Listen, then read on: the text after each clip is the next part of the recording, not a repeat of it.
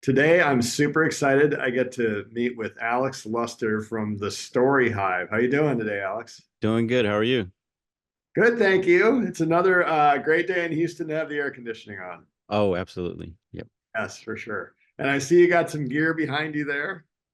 Yeah, I needed to find a quiet place in our 10,000 square foot studio to do this call. So I decided to come out to the actual studio and do it in here since it's quiet right now. I like it. I like the background. It's super cool. Thank you. So tell me about your business. How did it start? What do you do? So I co-own with two partners the Story Hive. We just celebrated 10 years in business.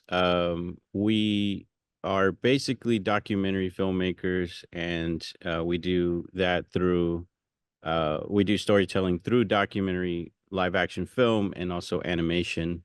And we also have this studio that we shoot in, and we also rent out whenever we're not using it. Uh, we all come from a background of media here in Houston. One of our members worked for the Chronicle for many years. Myself and another colleague, we worked at almost every TV station in town when you put them together. I've been in the industry for about 30 years, and they're right around the same time. Wow. So how did you end up saying, "Hey, we're gonna strike out on our own, do our own thing"? It's funny. It's like I think day one that I got my first internship at a TV station, I was like, one day I'm gonna own my own production company. Uh, Little did I know, I didn't know what it took to put that together, even when I started. But we're going good. We've been able to uh make it as far as 10 years and continue. Look, the future looks bright. So That's awesome. Well, first of all, you set the vision when you were just starting. That's super cool. And 10 years, congratulations, because you're defying the odds for sure, right? With definitely, yeah, most businesses there. yeah. So, so 10 years. So 10 years ago, if you're starting and you're doing it again, what's something you would have done different? An actual business plan. I love it. Okay, tell me more. Well, I mean, we've done great. Everything, I mean, we started off um with we each had a little uh say just kind of our toe into the corporate world, and we realized that there was a limitation on their video production to where there was no storytelling. And so we felt that there was an opportunity to kind of help with that. As far as media goes, a lot of people end up leaving, the news organizations and Yeah. the different types of television, and especially now, they'll end up going into corporate communications and marketing. And Yep. so we started off word of mouth. We still have our word of mouth now, but we basically have been able to kind of get started with trust from friends that we worked with in the past, and then it's just grown from there. Luckily, that kind of guided our journey, but we didn't have an exact, business plan per se. We did know that we didn't want to rent a space, so we did immediately start saving up a fund to help get our own studio, which we now own. And then you know we had our goals and our plans, but it's like, okay, now we're here. Like, what do we do now? uh, so it's just that, like, not it's kind of that now we're at that stage where we're trying to figure out, okay, well, now let's look at what does retirement look like from this, if hopefully we can keep it another 10, 20 years. We're kind of looking at that now, and as you get older, you start to take you know a different perspective on things. But yeah, I think that's I wish we had a solid business plan from the beginning. If I were to advise anyone going into it and wanting to start a business, I would say a good business plan will take you a long way. Yeah. So with the proper planning, you may have avoided some mistakes potentially. Yeah, definitely, definitely. But I mean, luckily we've made it. Like, I mean, we had our roughest time, our roughest patch, you know, and for everyone, was during the pandemic. Mhm. We Yeah. we purchased the land that we have this building on in 2019, and construction was scheduled for May 2020, and so we panicked, pivoted, you know, changed our plans just a tiny bit, and luckily we made the right decision, and things are good. um but yeah, I mean, better planning would have probably, you know, had us in even better place. I love that you decided you wanted to own right away and you weren't going to pay somebody the rent or lease. That takes more risk, obviously. And I see Jenna and Tom are your two partners, correct? Hmm. So do you all have different first of all, you have to have real trust to go into a deal with somebody. Hmm. And you also have to, you know, have a vision or maybe shared vision, but then kind of different. Sometimes people have different talents that they deploy too. How did that work for y'all? You know, what's funny is we met while we were working on documentaries at the same time. So Tom and Jenna are actually married, Okay. and so they had a documentary they were working on about quilting, and I was working on a documentary about street art. And so an organization here in town, Houston Cinema Art Society, brought us together to talk about our works in progress. And then we kind of met there. And then later on in life, we met again, and we started riding bikes, and we started just connecting with each other and just kind of dreaming about, you know, the perfect production company and the perfect, you know, the freedom of being able to be our own bosses. Um, we each bring a completely different talent to the table. My passion is editing. I'm an editor at heart. So that makes me know what I want to see on camera, and it also makes me know what direction things should go in. Tom is like, I mean, he is like the QC king. He quality controls so much of our content that goes out. Sure. He's a great graphics designer. He oversees our graphics department. He also has a great eye behind the camera. Jenna is just a great storyteller from her newspaper background, and she's really good at collecting and researching and dealing with the clients, and just you know, the overall experience with the client. She kind of manages that, and it's we all have our, you know, unique ability, and they just somehow we all met and made this work. But yeah, it's pretty awesome. That's incredible. I love it how we you can call it coincidence or providence, but how we're all of a sudden we're together with the people that we're gonna end up doing something super huge with down the road. That's really cool. Yeah. So I'm glad you brought this up because when you talk about exiting a business, I've had this happen a lot of times in my life already, where I have a group of business owners, and I'm like, "How many of you have an exit strategy?" Hmm. And usually nobody raises their hand, or maybe you get one. And it's like, and then the thing I always tell them is, hey, we're all going to exit our business either upright or horizontally. Yeah. It's 100% of the time it's happened thus far, and I think it's probably going to happen for the foreseeable future. So how do you figure out an exit strategy?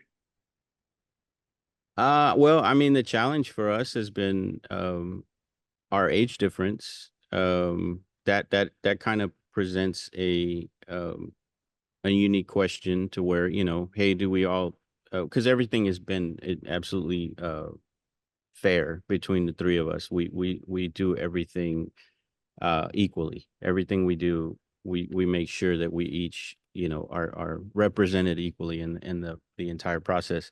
But now that it's time to start thinking about that, it's like, yeah, the, you know, retirement age looks different for me than it does for Tom, and Jenna as well.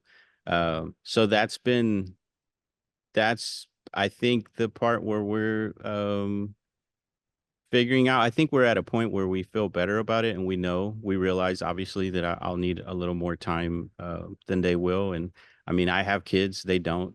Uh, There's just different needs, and which is awesome, is we're all three accommodating to each other to make sure that we're all, set and successful, personally and professionally. That's So it's, wonderful. yeah, it's a work in progress. We're getting there. We actually have been having a lot of talks about that over the last couple of years. Yeah, that trust, having that trust is incredible with a partner. I've also had a lot of businesses where they're like, hey, if I would have started again, I would have made sure it's hard to think this far out. But I would have made sure we thought about all that stuff. So in essence, we basically had a prenup before we got Hmm. married, right? Yeah. Because for better or for worse, even for better, it's still the definition of success and exit strategies and all those are different and the timelines are different. So I'm really glad you brought that up. I think it's an excellent piece of thought process Hmm. for entrepreneurs. Yeah, it's definitely not something that was, we were comfortable with talking about 10 years ago, but then also we didn't know, we didn't know, we couldn't see 10 years from then. Obviously, we didn't know that we would be this successful. The idea was just the three of us working on documentaries and taking long vacations and not really caring about bosses. But of course, as you go, you have more bosses than ever. And we have, the staff of 15 people that we have to, take care of and make sure that they're all, solid. So it's yeah, it's a little different from vision. It's a little different from the original vision, but it's obviously more realistic because we couldn't do this all on our own and we couldn't take long vacations and still be in business. So Yeah, I was going to ask you, you're not taking long vacations? you know what? I'm more focused on getting my kids set for college and Okay. getting them ahead. We get our little breaks here or there. Tom and Jenna do get to travel a lot more than I do. But you know, I I'm not, bitter or anything about that. It's just more like my time will come. I'll get to take a break and do things. But we're all workaholics. I mean, even Tom and Jenna like work 100% of the time while they're on vacation. And I don't even know if it's at this point, I don't know if it's because they need to. I think it's just they want to. Ah, Uh, we all love what we do, and it's hard to step away and you're also a small business owner. You're always on edge where you don't want things to fall through the cracks or um and I mentioned QC earlier. We watch every single piece of video that leaves our building. The three of us watch it before it leaves. So we make oh, sure quality control is there. We make sure that our Story Hive brand is represented well when we send out content to our clients. I think that's wonderful. Yeah. And it's not so much work when you actually are doing what you love, right? That sure helps. Absolutely. Yeah. Absolutely. So how do you So I've guys been I've been on a 10-year vacation, if you want to call it that. do you so you have 15 employees, how do you figure out who you're going to hire? So we how that's a good question. We always want that unicorn, that one person that can do it all. Um, and that's what we kind of started out looking for. And then as time has gone on, we've kind of focused and let people do what they do. We like to we like to bring someone in for the specific role, but then we ask them, what else would you like to learn? What else would you want to do? And from that, we'll see like, okay, this is something that might, mold well with our group. I don't know. That's a really tough question. Each role is so specific, Hmm. and we have high standards of what we put out into the world. So we want to make sure that we hire the best, and we also have to make sure that that person is going to fit well with the team. So it's not just what I think of their work or their personality or any of that stuff. It's kind of it's there's so many check marks that have to go through, and we value the opinion of every team member that we have. So they've all got to put their check as well. I like it. What is more important? Well, you can pick two: talent, experience, or attitude. Oh,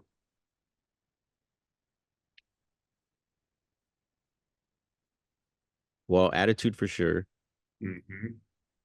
And it's a toss up. I think experience brings a lot to the table. Someone that's been through the ranks and has seen how other people work sometimes may have will have a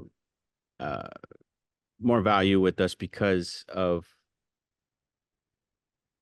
it's less experimenting, if you want to call it Ah, that. Like it's more just like, okay, I know the standards, I know how things go, but obviously talent goes a long way with us as well. But experience is big. And we're all extremely experienced in what we do. hmm. And so we kind of like to add to that. And I feel like that's why our clients trust us. That's why they keep coming back. I love it. Yeah. It's a good thing. I thought I didn't think about experience from the perspective of there's less trial and error Yeah. with experience. You know, talent is great, but you still have there's still a learning curve, and part of that learning curve you basically do on the job, Yeah. right? And a bad attitude is not something you want to have around a client. So, and in or in the office. So, No. Yeah, yeah, that's a deal. That bad attitude's a deal buster for me. yeah, Yeah, absolutely. cross that off right away. Yeah. So how do you run your team? How do you motivate your team? Um, we we like to well, so we do a lot of volunteering in the community. Oh, We'll go and build houses for Habitat for Humanity. We'll pick up trash. We'll um go to the just the different volunteer organizations that we have around. We like to do documentaries about things that we're passionate about.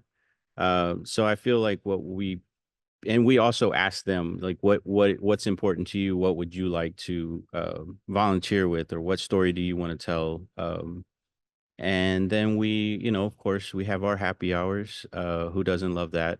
uh, we haven't done it in a while, but we used to do Taco Tuesday. We're in the East Ends of Houston, so we've got a variety of places to pick from for some good breakfast tacos.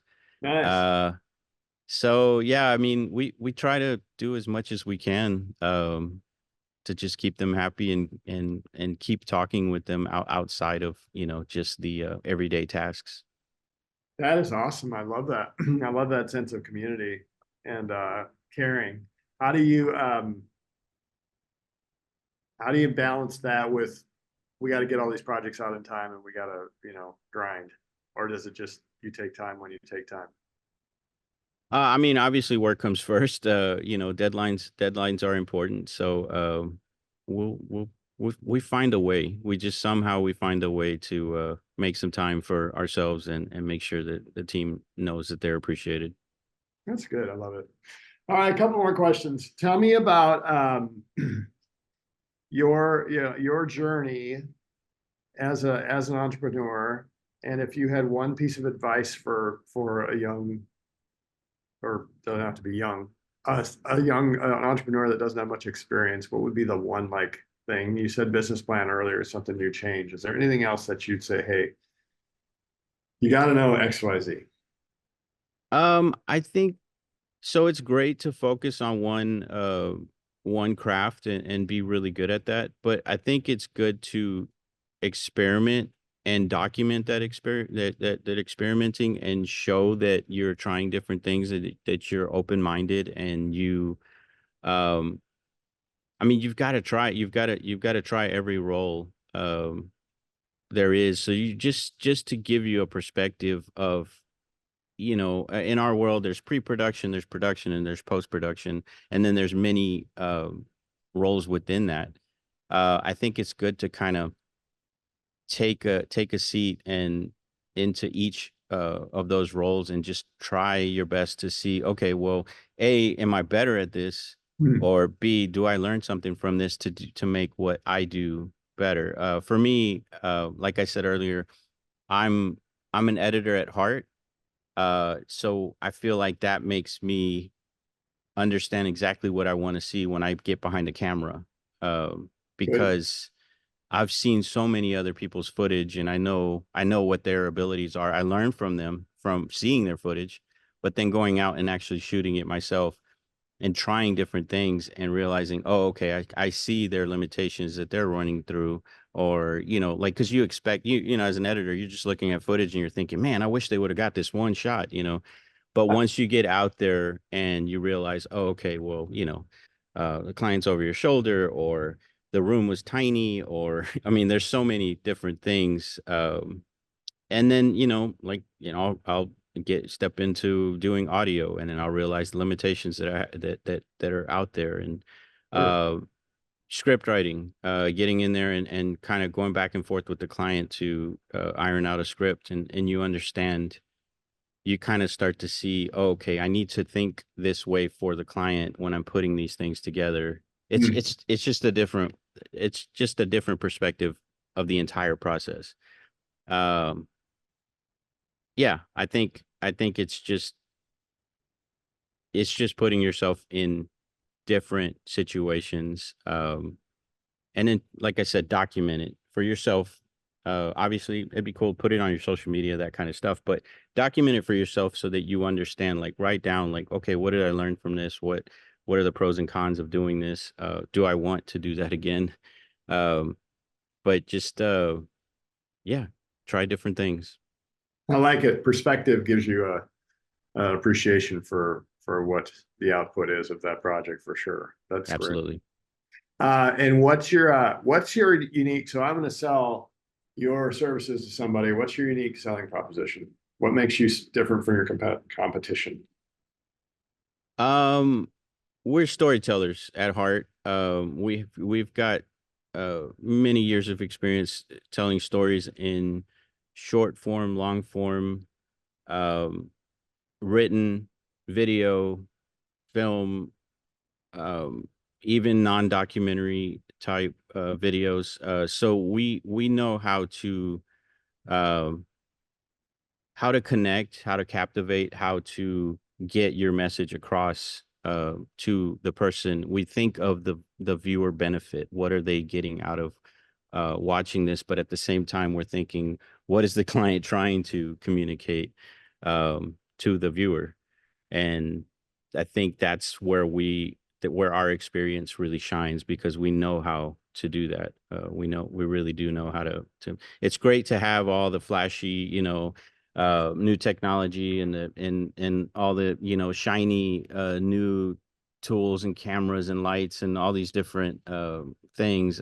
But it's nothing if you don't know how to actually bring it together to make sense in the end.